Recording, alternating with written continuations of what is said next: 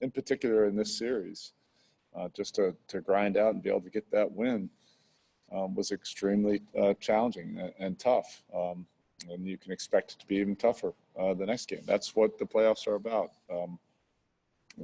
Taking on big challenges. Our guys are really competitive. I know they'll be looking forward to tomorrow night. And to answer your second question about KO and Myers, I mean, they're just great professionals. We've said it all year long that our depth is one of our best strengths. That's not just coach speak. You have to have the right kind of pros that are really willing to be all about the team. And that requires sacrifice at times. So the minutes weren't always there for them this season, but they contributed in a big way at different points. Myers obviously starting 60-plus games, and KO at various times was filling a really important role for us off the bench. And then you have these things that are unpredictable that can happen with injuries or with COVID, and they both kept themselves ready and they're producing, when it's needed most with Bam out. But they're different. I think people look at them maybe and see a similar player. They each bring something a little bit different to our game, and it just helps, with our diversity of our menu. Morgan, next. Hey, Coach. A lot of coaches coach for the teams that they have, and then others coach for the team that they want. What has given you the ability through your coaching journey to be able to make those adjustments and adjust to the team that you have so well? Like, what exactly do you mean by that? Like some coaches, like, this is my system, we're going to run it. If it doesn't work, like that. I don't know if coaches are really as much of that kind of philosophy anymore. I think the game has changed so much that every coach has had to adapt. That's part of the absolute joy of being in this profession, is being able to be around different kind of teams, personalities, coach different styles of play, based on that team.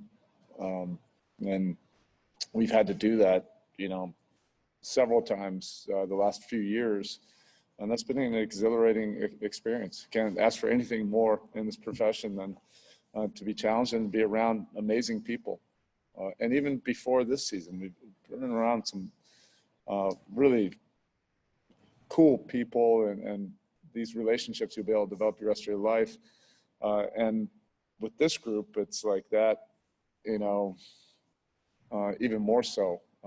And then to be able to go through this life experience of being in this bubble and going through everything that everybody's going through, but doing this together, I think has been a really special experience, something that we'll remember for the rest of our lives. Dan, here in the front. To sort of piggyback off what you were just saying, Spo, we just talked to, Bam and Goran, and you could hear how badly they want to be out there. We see things like Big Face and Little Face Coffin. We see how much you guys enjoy being around each other. Do you think this group, just in general, could any team survive this life experience if they didn't like each other and they didn't want to be around each other? I don't know. That's tough to say. That your team isn't like that? And there's a lot of contributing factors. Like many things in life, it's not necessarily absolute. So a lot of things can be true.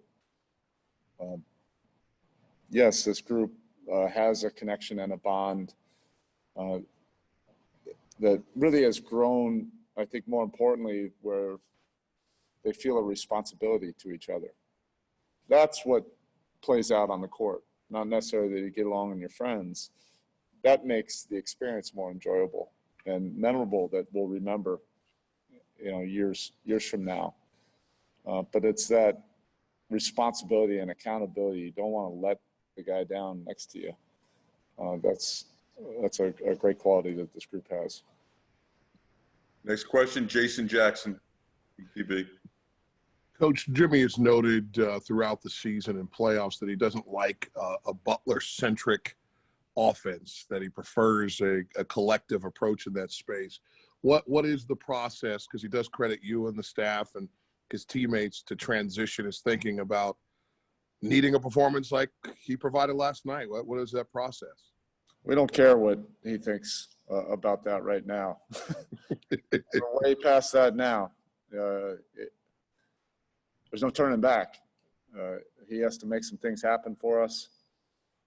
He did that in a brilliant way last night, and then likely have to do something very similar to that again for us to be able to accomplish what we want to accomplish. You can't, just be, normal. You have to be extraordinary, and he was last night. He's shouldering major responsibilities on both sides of the floor. This is what he's always wanted as a competitor. This is what we want from him.